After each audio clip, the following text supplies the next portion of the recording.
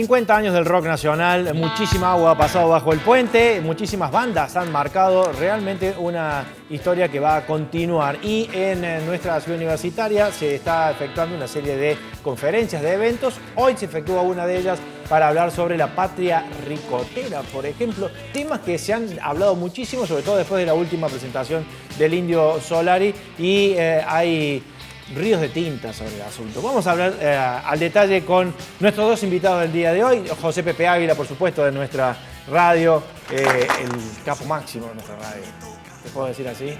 Dígalo como quiera. ¿Cómo le va, el capo hermano? máximo del rock también en Córdoba, sabe muchísimo. Muchas gracias. Es mi ídolo, ¿usted sabe? Muchas gracias. Bueno, bienvenido Fernando García, también periodista y escritor. También venís directamente para dar esta charla. Sí, es como una conferencia que voy a dar. Que tiene que ver con un pedido para este ciclo de 50 años. Es un poco desentrañar qué son estas patrias alternativas, la de los Stones y la de los Redondos, con sus respectivos tribus de fans. No son las mismas tribus. No. Y lo que yo voy a hacer es contar un poco, yo la subtitulé la conferencia La misteriosa fundación de las patrias R, ¿no? Porque las dos son rolinga y ricotera. Y contar de dónde viene eso, porque cuando vos ves de dónde viene, es más interesante todavía entender cómo algo que era marginal, sofisticado, de élite, se transformó en algo nacional y popular y se apropia de los símbolos patrios para poner una bandera con la lengua Stone, la coronita de Patricio Rey al lado del Che Guevara o de lo que fuera, ¿no? Como que entran a jugar con una serie de símbolos que en principio no tienen nada que ver, pero esas transformaciones. Yo me voy a enfocar en el inicio de las dos, ¿no? O sea, no de los Rolling Stones el grupo, sino del gusto argentino por los Rolling Stones. Que no debe ser igual que el gusto de otras naciones. Es absolutamente distinto, es único. Al modo argentino. Es único. Entonces voy a contar un poco, historizar de dónde viene eso y un poco hasta, ya no después de que ellos llegan, porque eso ya es conocido, pero un poco justo antes de que lleguen los Stones acá, ¿no? Perfecto. ¿Y hay un modo cordobés también, José? Sí, hay un modo cordobés, claro, por supuesto. Yo le quería preguntar a Fernando, en realidad, ¿qué fechas se toman? Porque generalmente cuando se traza una idea de una historia en particular, se toma una fecha en particular, ¿no? La primera vez que vienen los Rolling Stones a la Argentina, el último recital probablemente de los Redonditos, que casualmente fue aquí en Córdoba, claro, en el Estadio Córdoba, probablemente, ¿no? A partir de ahí es que comienza a tejerse otra historia y se empieza a agrandar todo un mito, ¿no? Sí, esos son los momentos que se hacen visibles las cosas por ahí, ¿no? Los Stones cuando llegan acá, ya en River, en las colas de los conciertos, los medios descubren que hay una gente que se viste igual y que hace cosas. Sin embargo, eso ya tenía como 15 años por abajo, ¿no? Subterráneos.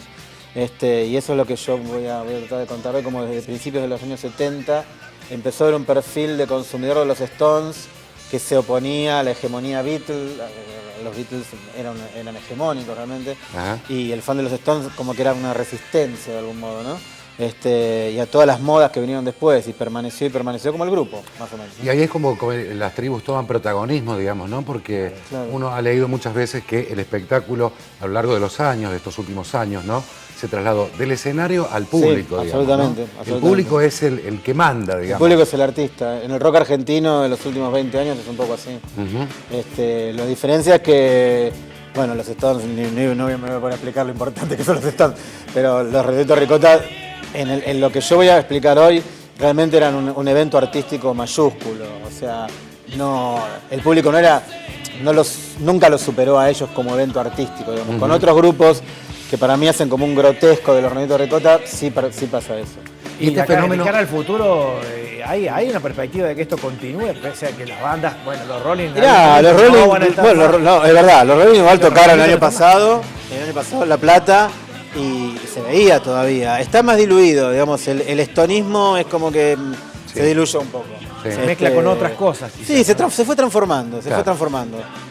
Lo otro me parece que está muy vigente, se ve con lo que le pasó con el Indio en Olavarría, digamos, está clarísimo de que mueve una cantidad de gente que ya ni siquiera sabe cómo hacerlo realmente, ¿no? Che, Por ni el eso presidente mueve tanta gente cuando se presenta en un lugar. Bueno. Y vos decís, bueno, el presidente está en este pueblo, ojalá este día. desearían tenerlo de candidato de primero en las PASO al Indio Solari. Claro. Ha sido tremendo la envidia de todas las figuras, ¿no? Aparte vos fíjate, hay un documental del Indio Solari que lo hizo Pergolini en su momento, que después se vio a partir de lo que ocurrió en Olavarría concretamente, donde el público manda, ¿no? El público de alguna manera se contrapone esta ideología del rock, que es la de proponer a un público y se invierten los roles en este caso, ¿no?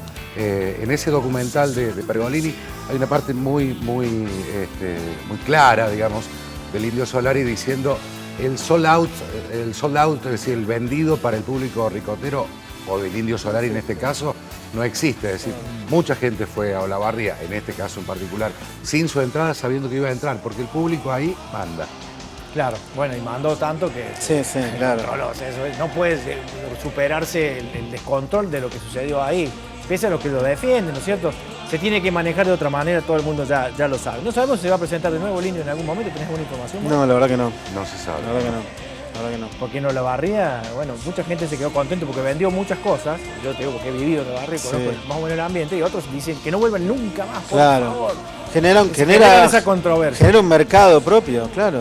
Sí, absolutamente. Es increíble. Claro, Bueno, un movimiento particular en un lugar determinado. Olavarría creo que no, pero podría ser otra ciudad argentina.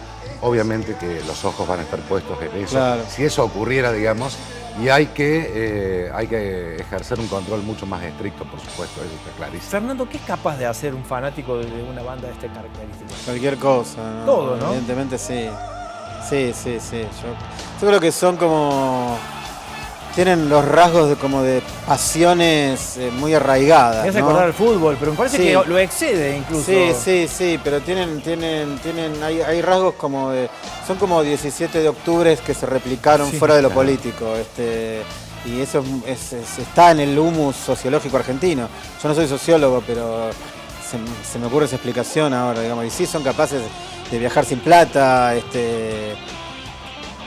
todo ese tipo de cosas, Es ¿no? que, de hecho ha sucedido en este último recital. Sí, ¿no? claro, bueno, o de empeñarse para ver los Stones, digamos, no son un espectáculo barato, digamos, una entrada para verlos y demás, y hay gente que los vio todas las veces. ¿Lo del Indio se puede O sea, replicar en otros lugares del mundo? ¿Has visto alguna tendencia parecida así? No, más o menos, siempre se comparaba acá Los Redonditos con un grupo... El paralelo que se encontraba siempre era Grateful Dead, que era un grupo hippie norteamericano que tenía cierto manejo independiente y provocaba esta especie de éxodo por todo Estados Unidos, ¿no? De fans que se llamaban a sí mismos los Deadheads y los seguían como en una caravana y se preparaban. Y el grupo no cambió durante 35, 40 años, fueron en paralelo con la historia de la música en Estados Unidos, ¿no? Es lo más parecido, pero no es lo mismo, porque son dos cosas muy diferentes artísticamente. Entonces, no es que Los Redondos replicaron a los Grateful Dead. La historia de Los Redondos es muy singular, y es un poco de lo que yo quiero hablar hoy, ¿no? Desde el comienzo es en La Plata hasta que salen del underground. Cuando salen del underground ya los dejo, digamos, ¿no? Claro. Sí. Esa es la parte más interesante también de contar de Los Redonditos, que es probablemente la menos conocida por el público. Por eso. Por el público en general, ¿no? Hoy están los noticieros, el Indio Solari. ¿Qué mal vendría yo a decirte qué pasó en Olavarría? Claro, efectivamente. Está bueno contar esa parte de la historia que comienza muy de abajo, Ajá. autogestionada, absolutamente Sí. autogestionada. Fueron de los pocos que se autogestionaron en aquellos finales de los 70, comienzos de los 80 en Buenos Aires, que fue una explosión realmente. Un trabajo muy finito. Duro y largo. Sí, Claro, sí, Claro, y un trabajo que otros quisieron imitar en muy poco tiempo, como Claro. fue el caso de Callejeros, que terminó trágicamente, ¿no? Es cierto. Ese modus operandi después se volvió como una norma, pero sin el trabajo de 20 años le llevó a instalarse a Los Redondos. 20 años, o sea, es mucho tiempo. Y para mí esas raíces tan profundas son las que hacen que después crezca tanto, ¿no? Y que hoy Ese los ritmo. padres, los nietos... Bueno, los aparezcan Stones todos. lo mismo. Los Stones no eran un grupo que todo el mundo escuchaba en el 74, 73. Era un grupo reducido de gente muy fiel, que tenía ciertas características y que se mantuvo y después Bueno, lo voy a explicar hoy porque si no voy a Se spoilear fueron la conferencia. multiplicando. Vengan a escucharme hoy. Está muy bien. Bueno, la charla de hoy entonces va a ir por este lado. Los 50 años del rock nacional. ¿El rock nacional nace con qué evento en particular? Y hay dos teorías. O que nace con los Beatniks, o tres. Que nace con los Beatniks de Morris en el 66, cuando publican Rebelde, que es el primer simple de los Beatniks. O con La Balsa de los Gatos en el 67. Yo me quedo con eso. Pero después están los que dicen que es Sandro y los de Fuego, y ahí ya no se entramos en Sandro también. Oh. No, Y claro, eso es lo que cuenta la historia oficial, ¿no? Está lo que bien dice él, Rebelde de los Beatniks del año 66, el 3 de julio del 67, Claro. que la semana que falta viene, poco, claro. la semana que viene será el lunes, Claro. 50 años de la salida del disco La Balsa. Que vendió un montón. Exactamente, 200.000 copias, Sí, puede 200.000 ser. copias, sí. Una locura. Sandro y los de Fuego, y si hurgamos un poquito más en la historia, anteriormente a Sandro y los de Fuego había un montón de artistas que ya hacían rock, no se los consideraba porque hacían Claro. versiones en castellano de temas Lo que pasa es que me conocidos. parece que lo que contamos, los 50 años que contamos, ponele, porque 66, 67 no hace diferencia, es la cultura rock, que es otra cosa distinta. No es lo Claro. mismo tocar rock and roll, había orquestas, como dice él, había orquestas de rock and roll a fines de los 50, en el Club del Y Clan también Twist había rock and roll, también, Twist, claro. claro. Pero otra cosa es que la cultura rock cuando tiene una estética, una ideología determinada, y que es lo que hizo el movimiento argentino tan fuerte también, ¿no? Claro, y esa impronta de hablar de cosas que pasaban en Argentina. Eso le dio la Claro, de característica. cantar en castellano. Claro, la ¿Había característica. grupos en Córdoba en esa época ya? Sí, había. Los más famosos, digamos, los más recordados son los Teenagers, por ejemplo, ¿no? Finales de la década del 50, comienzos de la década del 60. Estoy hablando más o menos del año 1962.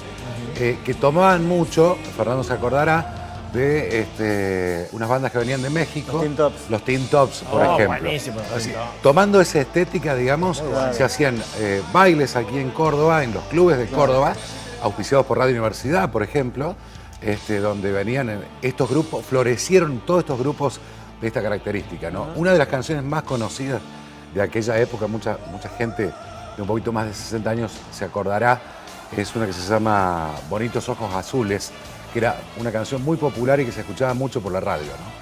Qué increíble. Bueno, Buen dato. ha pasado muchísimo tiempo. La verdad que sí. Y ha ido creciendo. Y decíamos, las bandas nuevas quizás sueñan con esto de que lo sigan las masas de esa forma, ¿no? Hay que ver si cualquiera lo puede manejar a esto. Y es difícil, sí. Está muy fragmentado hoy por hoy lo de las bandas nuevas, ¿no?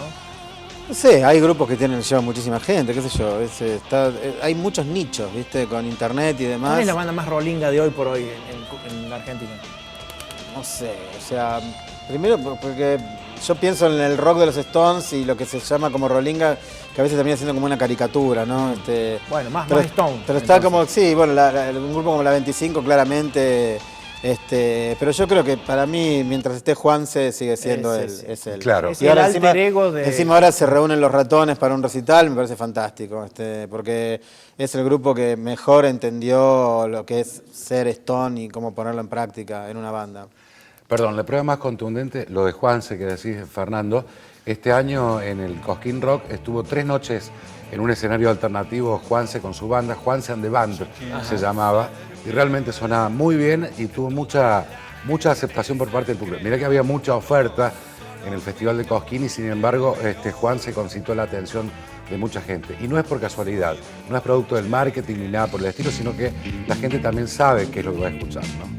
Son muchos años, o sea, lo conocen bien. Bueno, nos encontramos entonces Dale. hoy a las 19, A las 7, sí. Pabellón Argentina, de la Ciudad Universitaria, esta charla fabulosa que vamos a tener en los 50 años del rock nacional. Teníamos ahí los tapas de los libros que estábamos conversando recién con Fernando. Él estuvo trabajando en los años 2014, Fernando, 2015, ¿no? Se llaman 100 veces Stones. 100 veces de Ahí Stones, está la tapa, mirá. historias argentinas de sus majestades satánicas. Ah, ese libro se puede conseguir todavía en las Sí, librerías. y el otro es 100 veces redondos, historias secretas del pogo más grande del mundo. Perfecto. Bueno, estos son de tu autoría con... Son una en colaboración. coautoría con José Bella, que es otro periodista de Buenos Aires. Qué trabajo. Ahí está, 100 veces redondo. Mirá. Sí. Es una colección de 100 historias de cada uno de los grupos, ¿no? Historias orales, es un trabajo así de investigación con muchas entrevistas es eso, como una historia oral de Los Redondos y una historia oral de ser Stone en Argentina. ¿El rockero es de hablar, de contar detalles o son más bien reacios? ¿Los para artistas, entrevistar? decís? Sí, lo que pasa es que hablan muchos personajes secundarios en estas historias que sí aportan, hay mucha gente que aporta cosas, sí. No, hablan, sí, cómo no. O sea, a veces se refugian un poco y eso, pero bueno, hay que buscarlo. Hay que trabajar, ahí trabaja el periodista y el escritor. Claro. Muchísimas gracias a los dos. Bueno, a vos. Que sea un éxito. Gracias. Nos vemos esta tarde.